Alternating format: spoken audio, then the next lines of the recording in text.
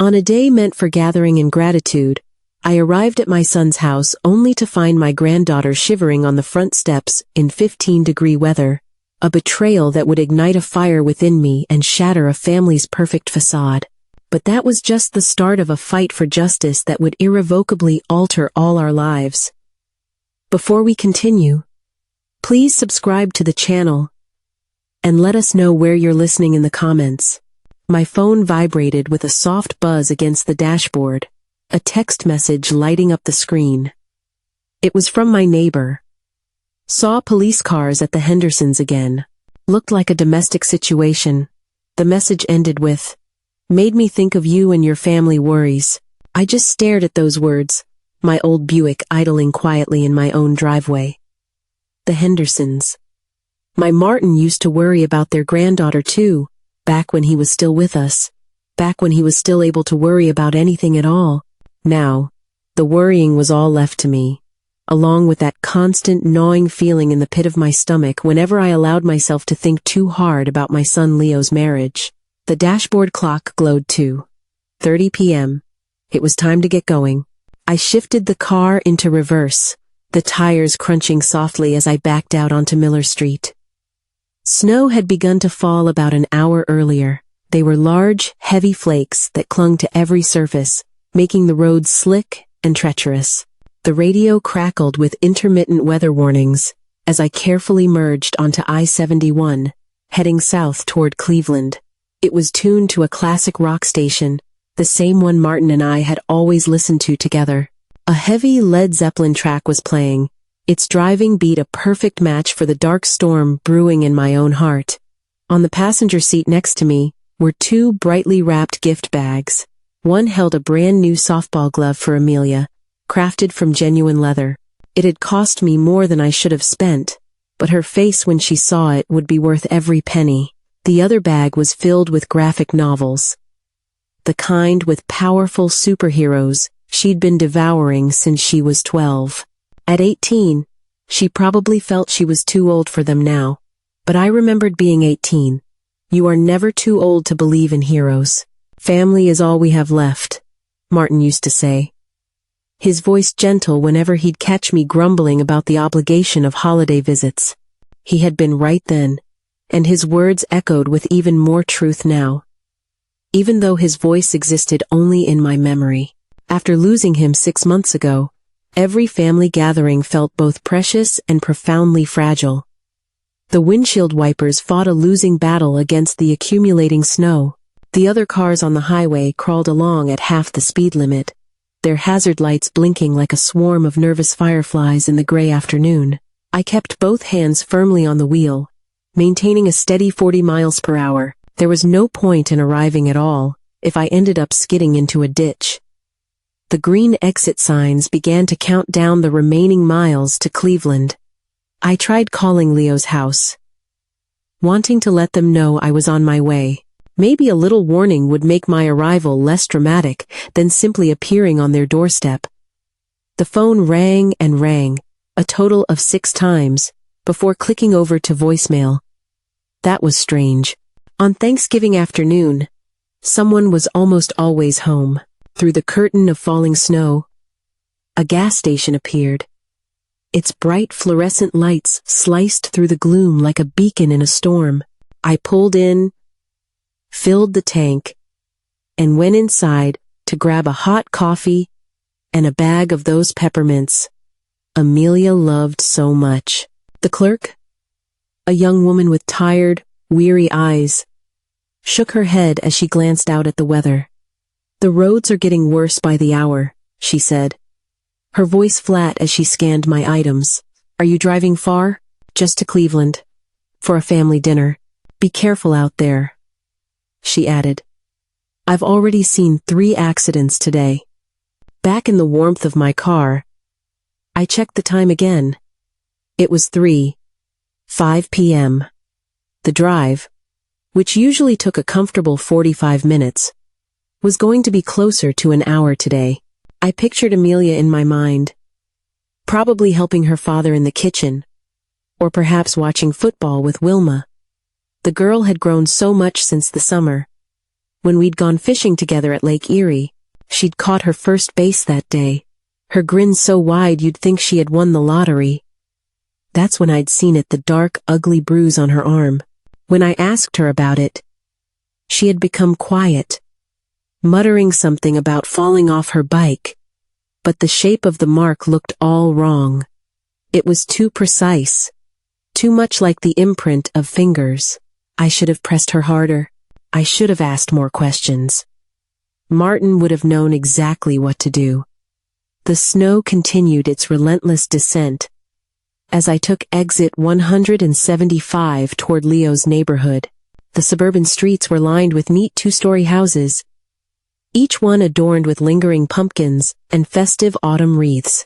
On some of them, Christmas lights were already going up, their cheerful colors twinkling through the white veil of snow.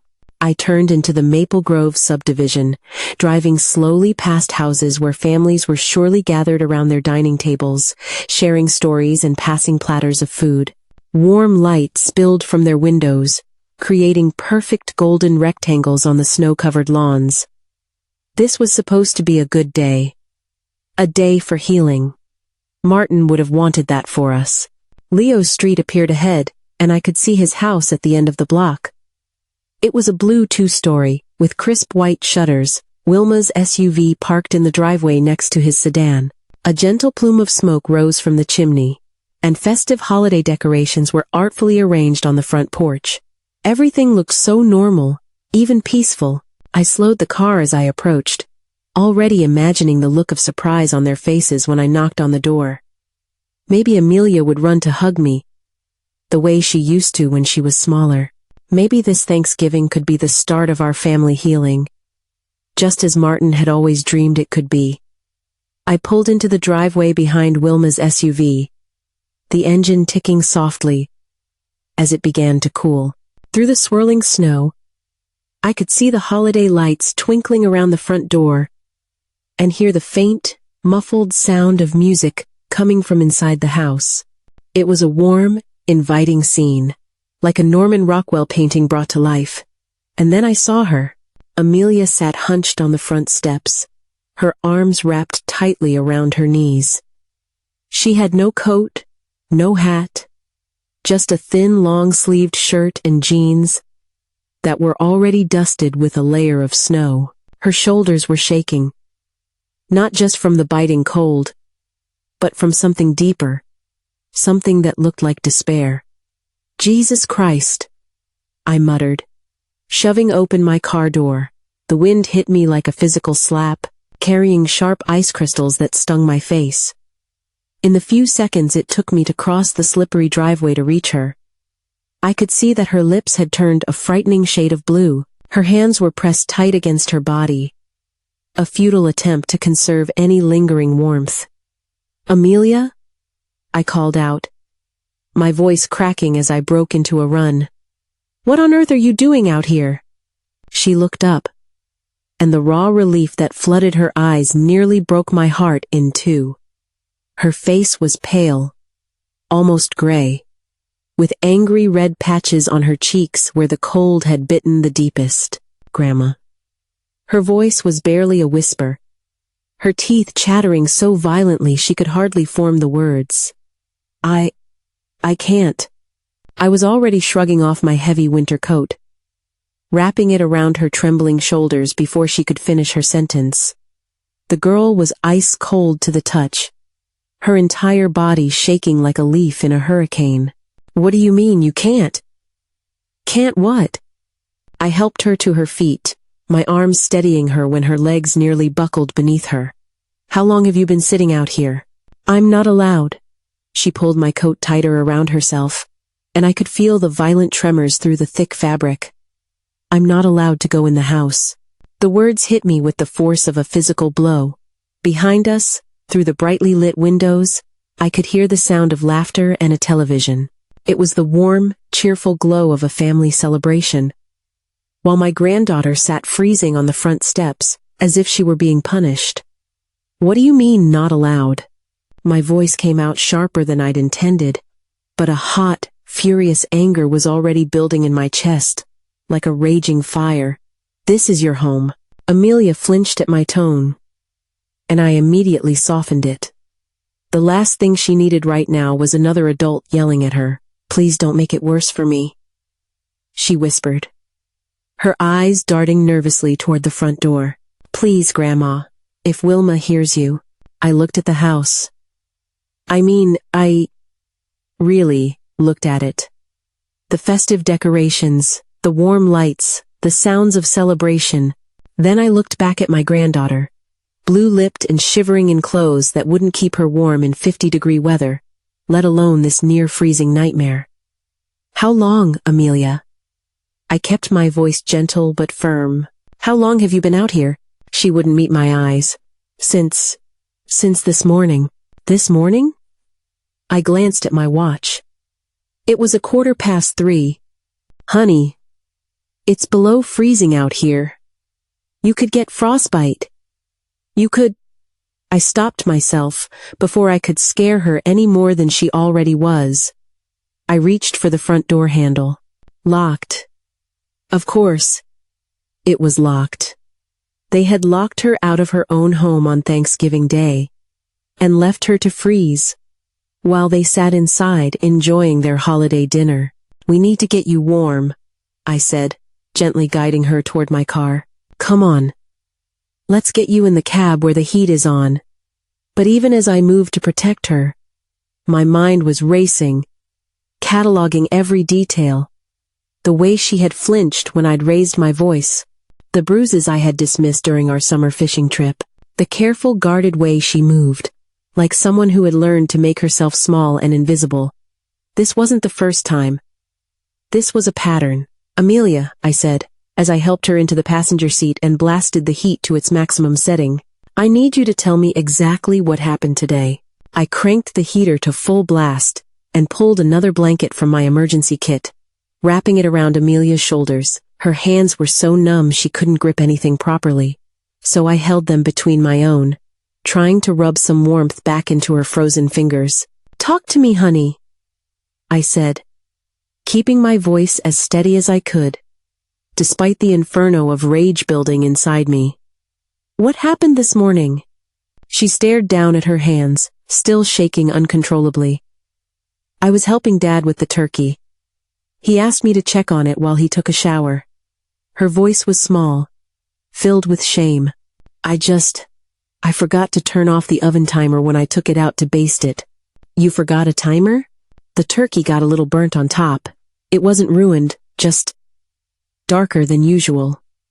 She finally looked up at me, and I could see the profound fear in her eyes. Wilma came in and saw it, and she lost it. I felt my jaw clench so hard it ached. "Lost it? How?"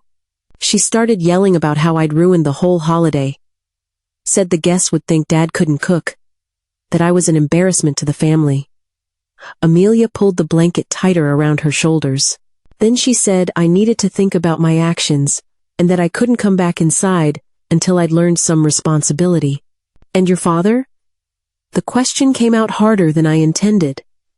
Amelia looked away. He tried to say something at first, but Wilma told him to stay out of it. Said this was between her and me. She swallowed hard. He didn't say anything after that. I checked my watch again. 3:20. "Amelia, what time did this happen?" "Around 11 this morning, 4.5 hours. She had been out here for 4.5 hours in weather that could kill someone, all over a slightly burnt turkey that probably tasted just fine." I had to take several deep, measured breaths before I could speak again without shouting. "Has this happened before?" The question hung in the heavy air between us. I could see her wrestling with whether to tell me the truth, probably weighing the potential consequences of honesty against the immense relief of finally confiding in someone. "Sometimes," she whispered, "when I mess up. Last month she made me stand in the garage all night because I forgot to take out the trash, and once, she locked me in the basement for 2 days because I accidentally broke one of her wine bottles." Each word felt like a physical punch to my gut. I looked at my granddaughter, this smart, kind girl who had never hurt a soul in her life, and I saw the careful way she held herself, like someone who had learned that taking up too much space could be dangerous. Your father knows about this. He says Wilma's just trying to teach me discipline, that I need to be more responsible. Her voice cracked. Maybe he's right. Maybe I am just... Don't. I turned in the seat to face her fully. Don't you dare blame yourself for this. What that woman is doing to you isn't discipline. It's abuse. And it's going to stop today. Amelia's eyes went wide with panic. No, Grandma, please. If you make a scene, she'll just take it out on me later. She always does. I could see the house through the windshield, still glowing warm and inviting, still filled with the sounds of laughter and holiday music. Inside, my son was serving dinner to guests, while his daughter sat freezing in a car, too afraid to even ask for basic human decency. Listen to me, I said, taking her hands in mine again. You are 18 years old. You don't have to live like this anymore, and I'm not going to let you. But where would I go? I don't have any money. I can't afford college without... You'll come home with me tonight. The decision crystallized as I spoke the words aloud. We'll figure out the rest of it later. I could see the hope and terror warring in her expression. Hope, because maybe, finally, someone was going to stand up for her. Terror, because she had learned the hard way not to trust that things could actually get better. She won't let me leave, Amelia said quietly. She'll call the police, say I stole something, or that you're kidnapping me. I looked at the house again, at the warm lights and festive holiday decorations, and felt something cold and hard settle deep in my chest. Martin had always been the diplomatic one, the one who smoothed over family conflicts with endless patience and understanding. But Martin wasn't here anymore, and diplomacy hadn't protected my granddaughter from 4 hours in near-freezing weather. Let me worry about Wilma, I said, opening my car door. Right now we're going to get your things. I stepped out into the snow, my boots crunching on the accumulating white. Behind me, I heard Amelia scramble to follow, my coat still wrapped tightly around her shoulders. The front door was still locked, but I had no intention of knocking this time. I held Amelia closer, but my hands were no longer just shaking from the cold. They were shaking with the kind of incandescent rage that builds slowly over time, then hits you like a freight train when you finally see the whole ugly picture. Why didn't you tell me it was this bad? I asked, studying her face more carefully now that I was really looking. I could see the faint, discolored bruises along her jawline, partially hidden by the shadows and the cold-reddened skin. I tried to hint, she whispered, pulling my coat tighter. But you always talk to Dad. And the memory hit me like a slap across the face. Last month, when Amelia had called while I was fixing dinner, her voice had been small and uncertain. Grandma, Wilma says I can't eat dinner with them anymore. Says I have to earn my way back to the table. I'd laughed it off. I thought it was just teenage drama. I called Leo the next day, and he had brushed it aside with that practiced, easy dismissal he'd developed since marrying Wilma. Mom, you're overreacting. It's just normal family discipline. Amelia exaggerates everything. You know how teenagers are. Another memory surfaced. A summer phone call. Amelia, sounding utterly exhausted. Dad and Wilma yelled at me again for leaving dishes in the sink. She made me wash every dish in the house twice. When I'd asked Leo about it later, he'd sighed that martyred sigh of his. She's just being dramatic. Wilma's just trying to teach her some responsibility. Oh, how long has she been treating you like this? I asked, though a part of me already knew the answer would destroy me. Since Dad married her, 3 years ago. Amelia's voice was barely audible. It started small, making me redo chores if they weren't perfect. Then it just got worse. I remembered the fishing trip this past summer, how Amelia had seemed so reluctant to go home, How she kept asking if we could stay just one more day. When I'd pressed her about it, she just shrugged and said she liked being on the lake. But now, I could see it all so differently. The way she had grown quiet when I mentioned driving her back. The shadow that crossed her face when she talked about school starting again. The basement incident, I said. The terrible pieces clicking together in my mind. You mentioned sleeping in the garage. How many times? More than I want to count. She was looking at her hands now, and I could see the deep shame she carried.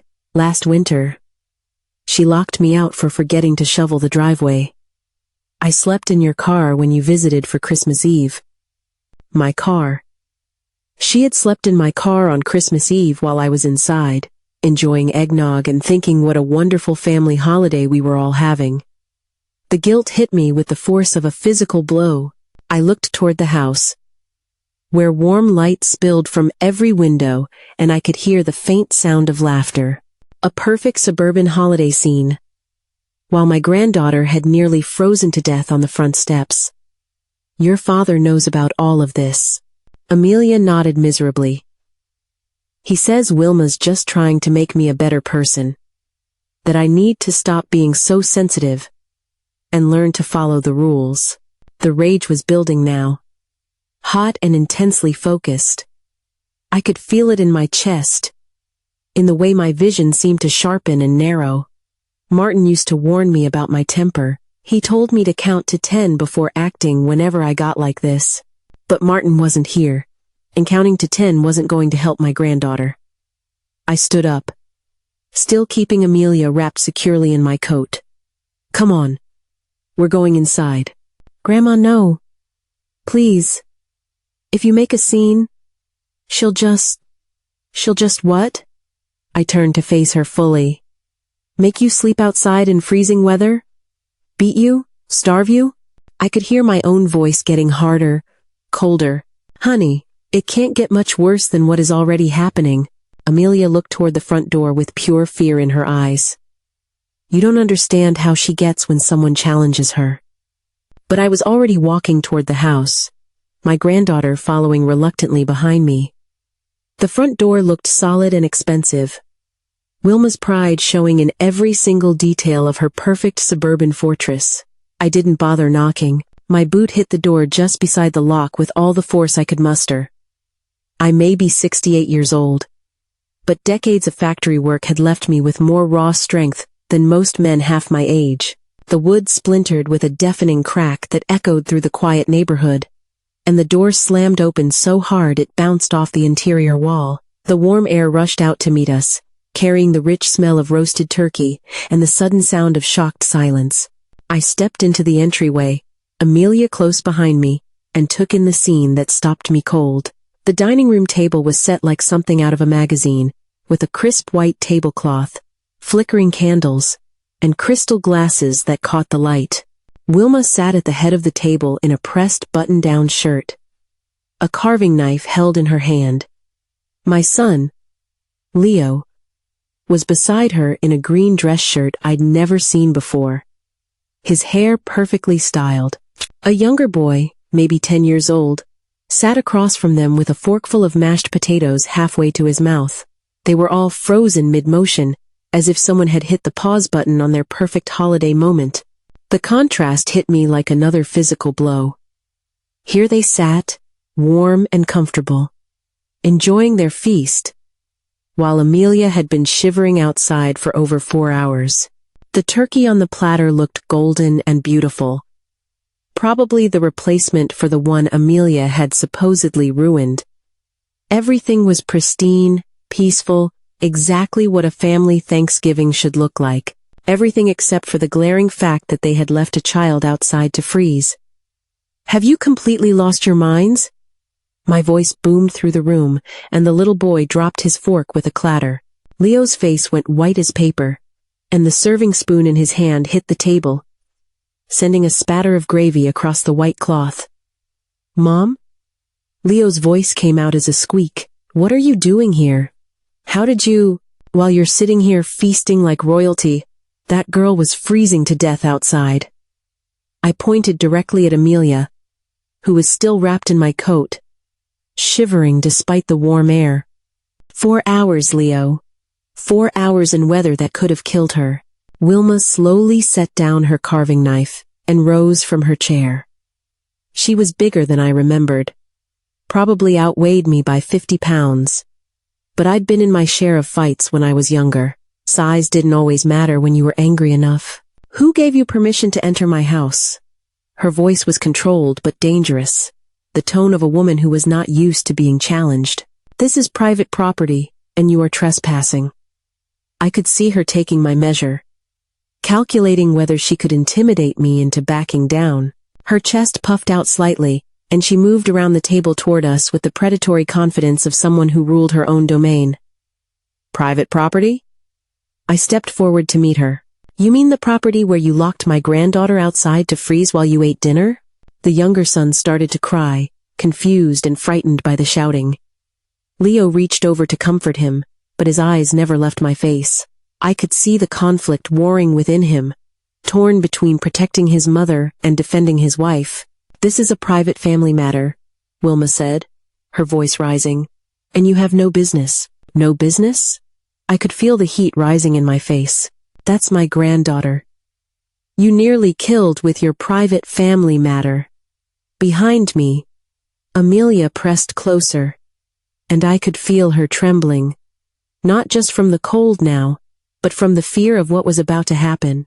This was probably the first time anyone had ever stood up to Wilma in her own house, and we all knew it was about to get ugly. The holiday music was still playing softly in the background. Some cheerful song about gratitude and family togetherness. The irony would have been funny if I weren't so furious I could barely see straight. I pointed directly at Amelia, my fingers steady despite the rage coursing through my veins. Look at her, Wilma. Really look at what you've done. Wilma crossed her arms and lifted her chin, every inch the woman who believed she was completely justified in her actions. The girl ruined our holiday. She needed to learn a lesson about responsibility and consequences. A lesson? I could barely believe what I was hearing. You nearly froze a child to death over a slightly burnt turkey. She's 18, not a child, and this is my house, with my rules. Wilma's voice took on that patronizing tone people use when they think they're being reasonable. I'm trying to teach her discipline. Something her father obviously failed to do in her first 17 years. Leo flinched at that, but didn't say a word. He just sat there in his green dress shirt, looking between us like he was watching a tennis match instead of a fight for his daughter's welfare. Discipline. I stepped closer to the table, close enough to see the grease on Wilma's plate, the wine stain on her lips. That's called child abuse. And you're lucky I don't call the police right now. Child abuse?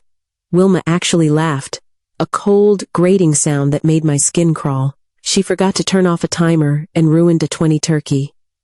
I sent her outside to think about her actions. That's not abuse. That's parenting. For 4 hours? In 5-degree weather? She's being dramatic, just like always. Wilma waved her hand dismissively, as if she were shooing away a fly. Look at her. She's fine. A little cold never hurt anyone.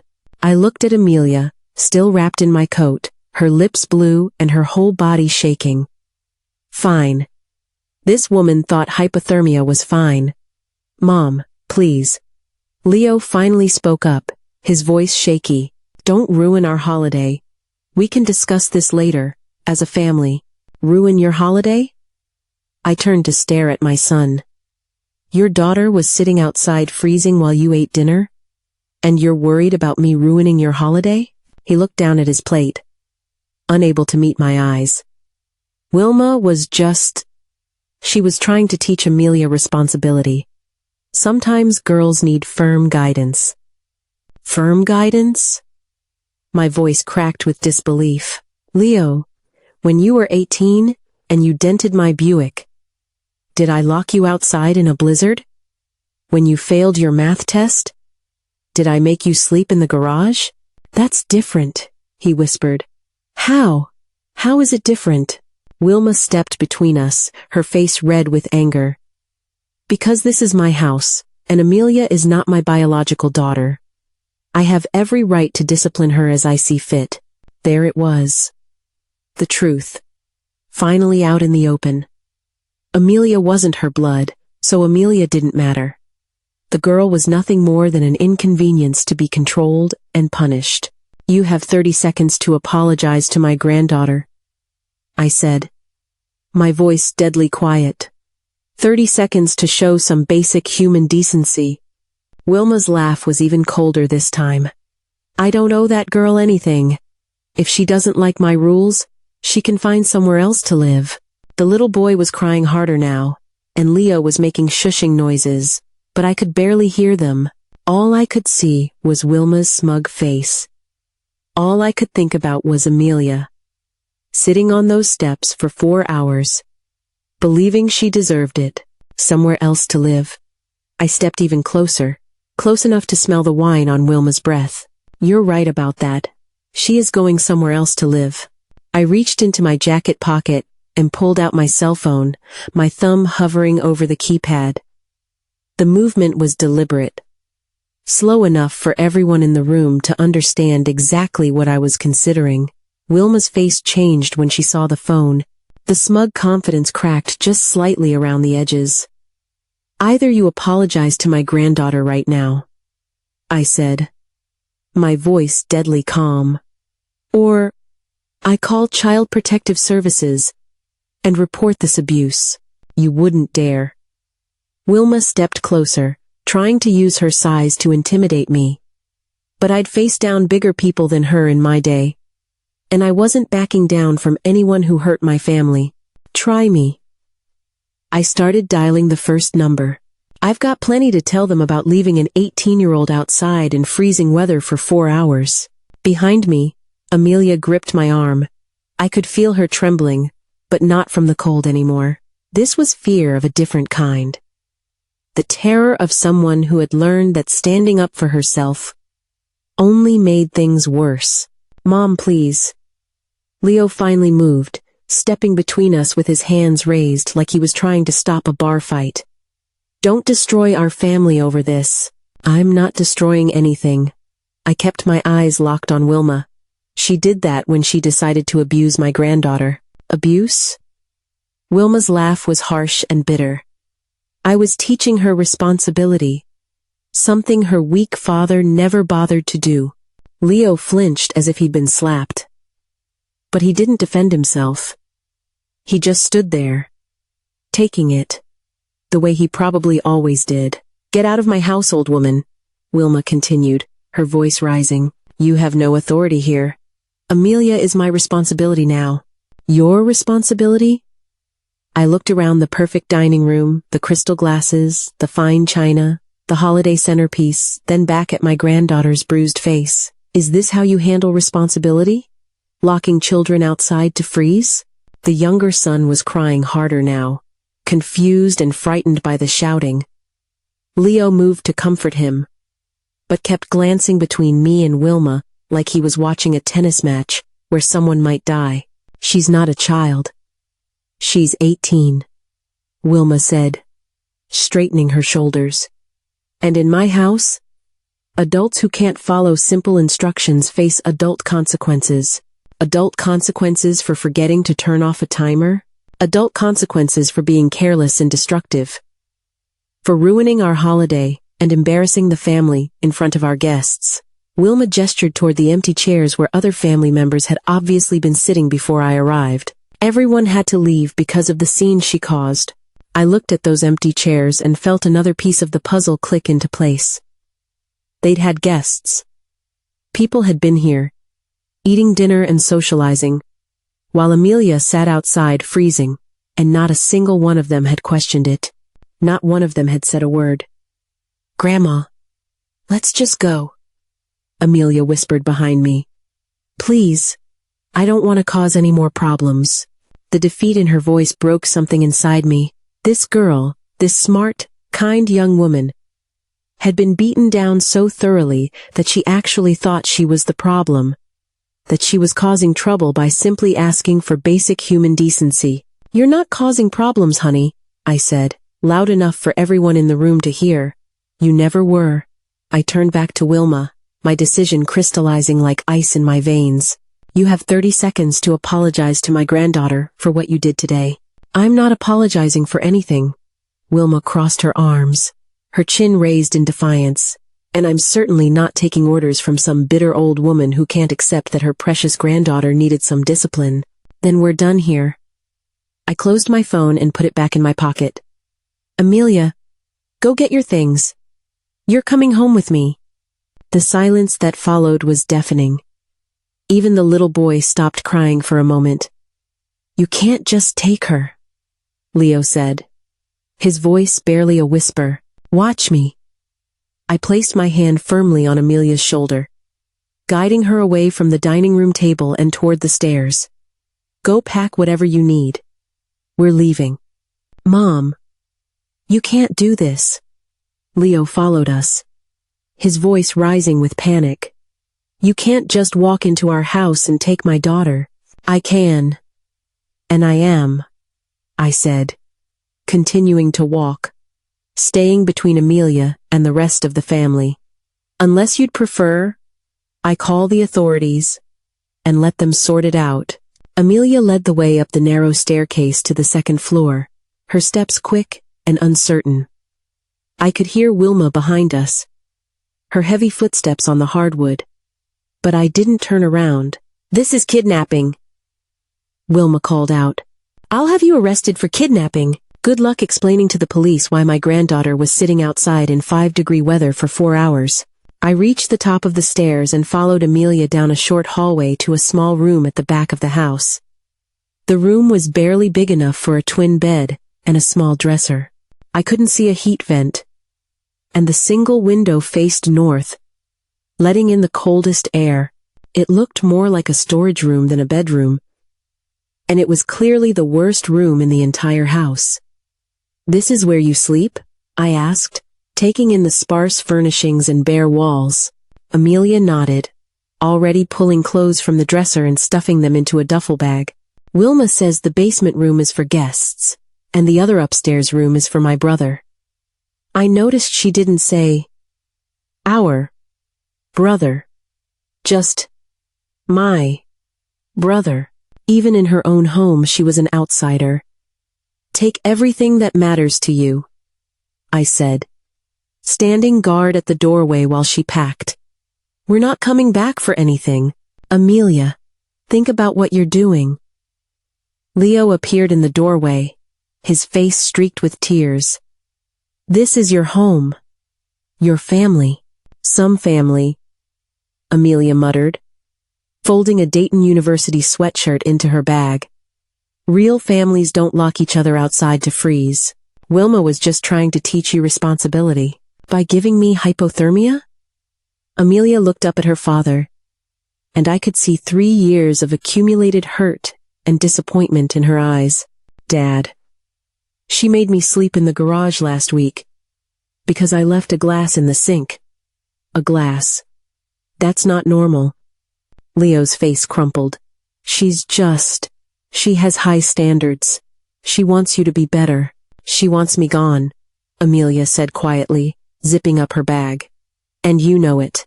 We made our way back downstairs, where Wilma was waiting at the bottom like a bouncer at a nightclub. "You leave my house, girl, and you don't come back. Ever." "Fine by me," Amelia said, and for the first time all day, I heard real strength in her voice. The front door was still hanging open from where I'd kicked it in, cold air pouring into the house and making the holiday decorations flutter like dying leaves. I could see my Buick in the driveway, its engine still running, the exhaust pluming in the frigid air. "Amelia," Leo called out as we reached the door. "Please don't do this. I love you." She stopped and turned back to look at her father one last time. "If you loved me, Dad, you wouldn't have let this happen." We walked to my car in silence, our breath visible in the freezing air. I threw her bag in the back and helped her into the passenger seat, then walked around to the driver's side. Through the front window of the house, I could see the family still standing in the entryway. Leo crying. Wilma red, faced with rage. The little boy peeking around the corner. You ready? I asked, putting the car in reverse. I've been ready for 3 years, Amelia said, pulling my coat tighter around her shoulders. I backed out of the driveway and onto the street, past the other decorated houses where normal families were probably finishing their Thanksgiving dinners in peace. The radio was still playing classic rock. The heater was working perfectly. And for the first time since I'd arrived, Amelia looked like she could actually breathe. Thank you, Grandma, she said quietly, as we turned onto the main road toward the highway. I can't believe you came for me. I should have come sooner, I said, and I meant every word. I should have seen what was happening. I tried to tell you, but I didn't know how. We drove in comfortable silence for a few minutes, the familiar weight of family responsibility settling around my shoulders like Martin's favorite quilt. This girl needed protection. She needed a safe place to heal and grow into the woman she was meant to become. Tell me about college, I said as we merged onto I-71 North. What are you studying? Engineering. Her voice got stronger when she talked about school.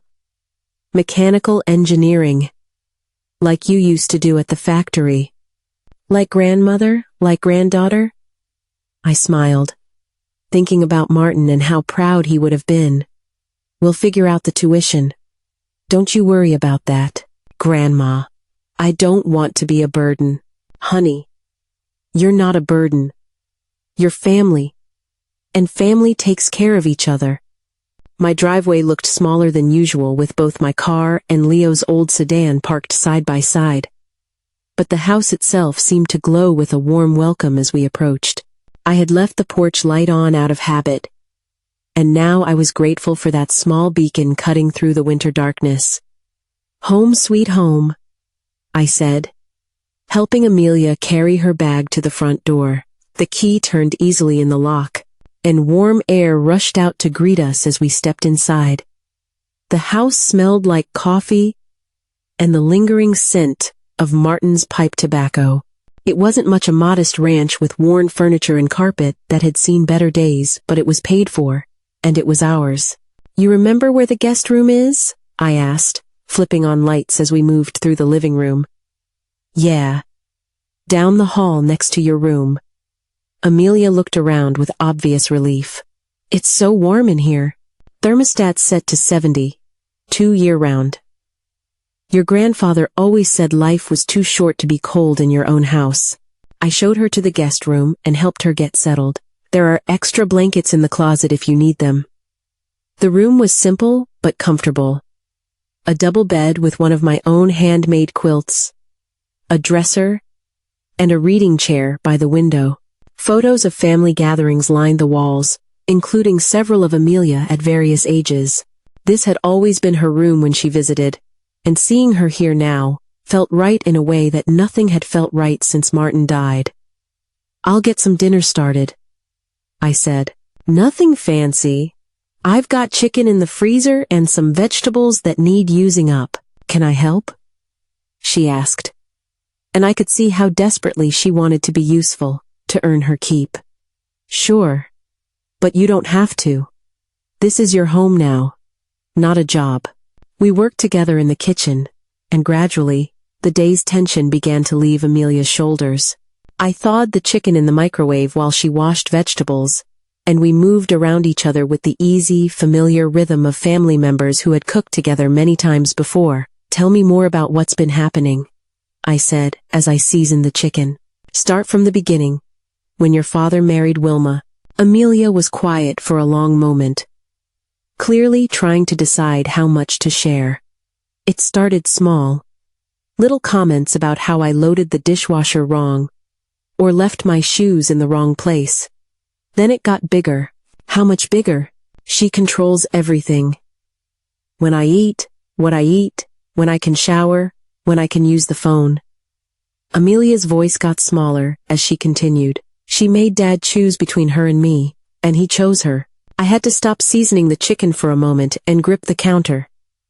What do you mean he chose her? Last Christmas, when you visited?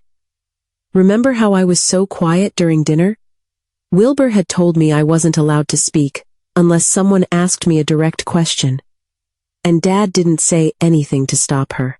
The memory hit me like a punch to the gut. I had thought Amelia was just being a typical, moody teenager. I'd even joked with Martin about it later, saying kids these days didn't know how to make conversation. Why doesn't your father stand up to her? He's scared. Amelia started chopping carrots with mechanical precision.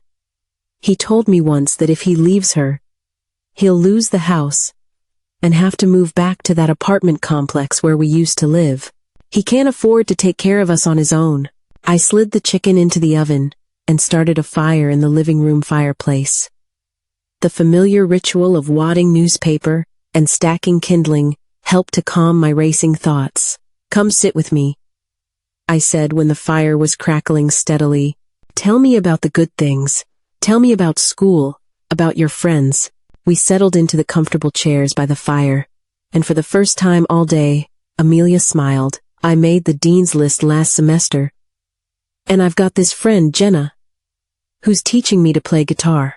Your grandfather always wanted to learn guitar. I pointed to a framed photo on the mantel, showing Martin at age 20, laughing and holding an acoustic guitar. He said music was the language of the soul. I remember him saying that.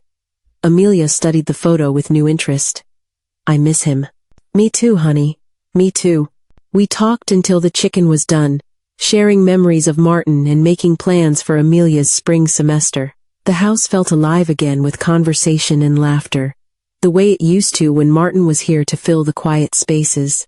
As we sat down to eat our simple but satisfying meal, I looked across the table at my granddaughter. I really looked at her. The fear was gone from her eyes, replaced by something I hadn't seen in years. Hope. We'll call the college tomorrow, I said, cutting into my chicken. Make sure your financial aid is sorted out, and we'll look into getting you a part-time job if you want one. Grandma, you don't have to do all this for me. Yes, I do. I met her eyes across the table. That's what family's for. The phone rang just as we were finishing dessert leftover pie I'd found in the freezer. The sound cut through our peaceful evening like a knife, and I could see Amelia tense up immediately. I looked at the caller ID and felt my jaw clench. It was Leo. The peaceful crackling of the fireplace was shattered by 3 sharp knocks on the front door. This wasn't the gentle rapping of a neighbor or the hesitant tap of someone unsure of their welcome. This was the authoritative pounding of someone who expected immediate compliance. Amelia nearly dropped her coffee mug.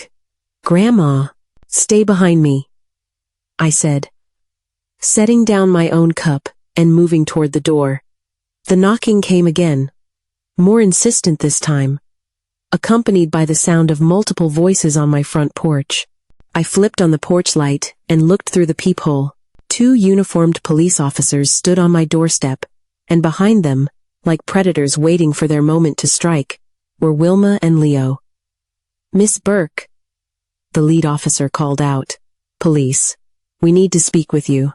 I took a deep breath and opened the door, keeping my body positioned to block their view of Amelia. What can I do for you, officers? Wilma immediately stepped forward, pointing an accusatory finger at me. Officer, this woman kidnapped my stepdaughter. She broke into our house and took the girl without permission. The lead officer, a middle-aged man with tired eyes, held up his hand to quiet Wilma. Ma'am, we need to sort out this situation. Miss Burke, is there a young woman named Amelia Green on these premises? Yes, I said simply. My granddaughter is here. She kidnapped her. Wilma's voice rose dramatically. Broke down our door like some kind of criminal, and dragged the girl away from her family. Is the young woman here voluntarily? The second officer asked, pulling out a notepad. Before I could answer, Amelia appeared beside me, still wrapped in the blanket from the couch. Her voice was quiet but clear. I want to stay with my grandma. Wilma's face flushed red. See? She's been filling the girl's head with lies, turning her against her own family. What lies? I stepped forward slightly. The truth about how you left her outside in freezing weather for 4 hours? The truth about how you've been abusing her for 3 years? Abuse? Wilma laughed, but it sounded forced. I was teaching her responsibility. The girl ruined our entire Thanksgiving dinner and needed to learn there are consequences for her actions. The first officer looked between us with the weary expression of someone who had broken up far too many family disputes. Miss Burke? We're going to need everyone to come inside so we can discuss this properly. I stepped back reluctantly, allowing the officers to enter my living room. Wilma followed immediately, Leo trailing behind her with his eyes fixed on the floor. He looked smaller somehow, diminished, like a man who had finally realized the true cost of the choices he had made. Now then, the officer said, taking out his notepad. Let's start from the beginning, Miss Green. You claim this woman kidnapped your stepdaughter? Absolutely. Wilma straightened her shoulders, putting on what I recognized as her reasonable authority figure performance. I came home from work to find my front door broken and Amelia gone. When I called around, neighbors said they saw an older woman forcing the girl into a car. Forcing? I couldn't keep the disbelief out of my voice. Officer, I rescued my granddaughter from child abuse. That's what she keeps saying, Wilma said, shaking her head sadly. But the truth is, she's never approved of my marriage to her son. She's been looking for any excuse to cause trouble. The officer turned to Amelia, who was standing so close to me that I could feel her trembling. Young lady, did this woman force you to come with her? No, sir. Amelia's voice was barely above a whisper. She saved me. Saved you from what? Amelia glanced nervously at Wilma, then back at the officer. From freezing to death on the front porch. The second officer looked up from his notepad. Explain that. I accidentally burned the turkey this morning. Wilma made me sit outside in the cold to think about my actions. I was out there for over 4 hours, in 5-degree weather. She's exaggerating, Wilma said quickly. It was maybe an hour, and she was dressed warmly. An hour? I stared at her. Officer, I have witnesses. My granddaughter was sitting on that porch in a thin shirt and jeans when I arrived at 3:15. She'd been there since 11 in the morning. The first officer looked at Wilma with new interest. Ma'am, is it true you made the young woman sit outside as a punishment? Briefly. Yes. But she's making it sound worse than it was. In freezing weather? For several hours? Wilma's confident facade began to crack slightly. Look. Sometimes teenagers need firm discipline. Her father and I agreed. That, Dad didn't agree to anything, Amelia said, her voice getting stronger. He just didn't stop you. All eyes turned to Leo, who had been silent throughout the entire exchange. He stood by the doorway as if he were ready to run, his hands clasped tightly in front of him. Sir, the officer prompted, what's your version of events? Oh. Leo looked like a man standing at the edge of a cliff, knowing that whatever he said next would determine whether he stepped back to safety or plunged into the abyss. His hands shook as he glanced between Wilma's expectant face and Amelia's hopeful eyes. Mr. Green, the first officer said gently, we need to know what really happened today. Wilma moved closer to her husband, and I could see the subtle intimidation in her posture, the way she positioned herself to loom over him, the warning look in her eyes. Tell them, honey. Tell them how your mother has been poisoning Amelia against our family. The officer noticed it too. Ma'am, please step back and let your husband speak for himself. Leo's voice came out as barely a whisper.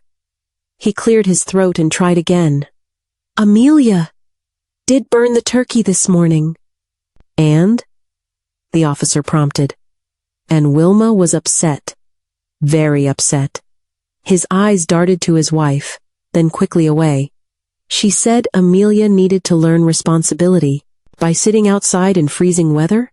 Leo nodded miserably. Wilma said it would teach her to be more careful. How long was she outside, sir? Another glance at Wilma, who was standing rigid with barely controlled anger. Since around 11. Until my mother arrived. His voice was getting smaller with each word. Around 3:15. The officer did the quick math in his head. Over 4 hours. In 5-degree weather.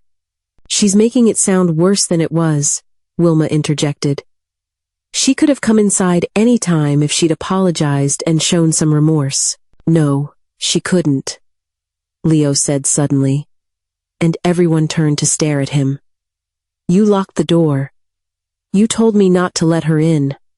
No matter what. The silence that followed was deafening. Wilma's face went white, then red, then back to white. Leo, she said, her voice dangerously quiet. What are you doing? I'm telling the truth. He looked at Amelia, and I could see tears starting to form in his eyes. For once in 3 years, I'm telling the truth. The officer leaned forward slightly. Mr. Green, has this kind of punishment happened before? Yes. The word came out in a rush, as if he'd been holding it back for years. She's made Amelia sleep in the garage, in the basement. She's locked her out of the house overnight. His voice grew stronger with each confession. She controls when Amelia can eat, when she can shower, when she can speak at the dinner table. Leo, shut up! Wilma's mask finally slipped completely. You have no idea what you're doing. You'll destroy everything we've built. What we've built? He turned on her with a sudden fury. What have we built except fear and misery? Look at my daughter. Look what you've done to her. I watched Amelia's face transform as her father finally stood up for her. 3 years of doubt and self-blame seemed to melt away as she realized that someone else could finally see the truth of what she had endured. The first officer stood up and moved toward Wilma. Ma'am, I'm going to need you to turn around and put your hands behind your back. This is ridiculous. Wilma backed toward the door. You're going to arrest me based on the word of a bitter old woman and her delusional son? Based on the physical evidence and multiple corroborating testimonies about child endangerment, the officer said calmly, pulling out his handcuffs. You have the right to remain silent. As they read Wilma her rights and led her toward the door, she turned back to Leo with pure venom in her eyes. You'll regret this betrayal. You'll lose everything. The house, the money, everything. You'll be nothing without me. I'd rather be nothing than watch you hurt my daughter, he said. And for the first time in years, he sounded like the strong man who had raised Amelia on his own. The door closed behind the officers and their prisoner, leaving the 3 of us alone in my living room. Leo collapsed into a chair and started crying. Not the quiet, careful tears he'd shed before, but deep, wrenching sobs that seemed to come from years of buried pain. Amelia went to him immediately, kneeling beside his chair. Dad, it's okay. It's over now. I'm so sorry, he whispered through his tears. I should have protected you. I should have been stronger. You were strong tonight, I said, settling back into my chair by the fireplace. When it mattered most, you chose your daughter over your wife. That took real courage. The fire crackled peacefully in the grate, and for the first time in months, my house felt like a real home again, not just because my family was safe, but because the truth had finally been spoken, and justice was being served. Amelia looked up at me from where she knelt beside her father's chair. What happens now, Grandma? Now we heal, I said simply. We take our time and we heal. 4 months later, the morning sun streamed through my kitchen window as Leo flipped pancakes on the griddle, and Amelia sat at the table, reviewing her acceptance letter from Ohio State's engineering program. Full scholarship, she said for the 10th time that week, still not quite believing it. They're actually paying me to go to school. That's what happens when you're brilliant and work hard, Leo said, sliding a stack of pancakes onto her plate. He looked different now, stronger, more confident. The part-time job at the local library had given him an independence he'd never had before. and the divorce settlement had provided enough money for him to start over. Your grandfather would have been so proud, I said, settling into my chair with my coffee. The kitchen felt alive in a way it hadn't since Martin died, full of conversation and laughter and the comfortable chaos of a real family. Leo had moved in permanently after Wilma's conviction. The guest room had become his space, and we'd converted the basement into a proper bedroom for Amelia. Not a punishment cell like at Wilma's house, but a comfortable retreat with good heating and windows that actually opened. Mom, are you sure you don't mind us staying here indefinitely? Leo asked, joining us at the table. I know you're used to your independence. Independence is overrated, I said, meaning every word. Family is what matters. Besides, who else is going to make sure Amelia doesn't burn down the kitchen when she tries to cook? That was one time, Amelia protested, laughing, and the fire was very small. The phone rang, and Leo answered it. Burke Residence. Oh, hi, Jenna. Yes, she's here. Guitar practice at 4? Sure, I'll tell her. He hung up and turned to us. Your friend Jenna wants to know if you're still planning to practice for the talent show. The talent show? I raised an eyebrow. You didn't tell me about any talent show. Amelia grinned, looking more like the confident young woman she was always supposed to be. It's nothing big. Jenna and I are doing an acoustic set. A couple of classic rock songs you'd probably recognize. I'll be in the front row, I promised. After breakfast, I found Leo in the living room, arranging new family photos on the mantel, alongside the pictures of Martin. There was one from Amelia's high school graduation that we'd missed because of the Wilma situation, one from our fishing trip last month, and one from Christmas morning, our first real family Christmas in years. Any word from Wilma? I asked, though I wasn't sure I wanted to know. Her lawyer called yesterday. The anger management therapy is going well, apparently, but she lost her job at the supermarket. He shrugged, not looking particularly sympathetic. She's moving back to Cleveland to live with her sister. Good. The farther away, the better. I feel sorry for her sometimes, he admitted. But then I remember what she did to Amelia, and the feeling passes pretty quickly. That afternoon, while Amelia was at guitar practice, Leo and I worked in the garden, preparing the soil for Martin's vegetable patch. Spring was coming early this year, and there was something hopeful about planting seeds and planning for growth. Mom, Leo said, pulling weeds with focused determination. I need to thank you again for what you did. If you hadn't come that day, you don't need to thank me, I said, turning over a stubborn clump of earth. I was just doing what any grandmother would do. No, you weren't. You risked everything to save her. You could have been arrested, charged with kidnapping. But I wasn't. Truth has a way of winning out in the end. He smiled, wiping dirt from his hands. Martin used to say that. He was a smart man. Smarter than me, anyway. That evening, we settled into our routine.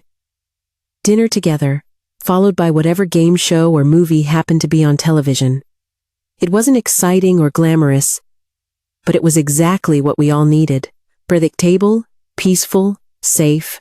Amelia had her guitar out, quietly practicing in the corner while Leo worked on a crossword puzzle, and I read the newspaper normal family activities that had seemed impossible just a few months ago. Grandma, Amelia said during a commercial break, I've been thinking about changing my major. From engineering to what? Social work.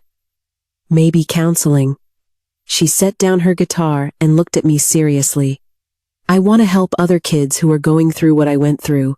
I felt a surge of pride so strong it almost took my breath away. This young woman, who had every right to be bitter and angry, wanted to use her experience to help others. That's a fine goal, I said. Your grandfather always said the best way to heal from pain is to help others avoid it.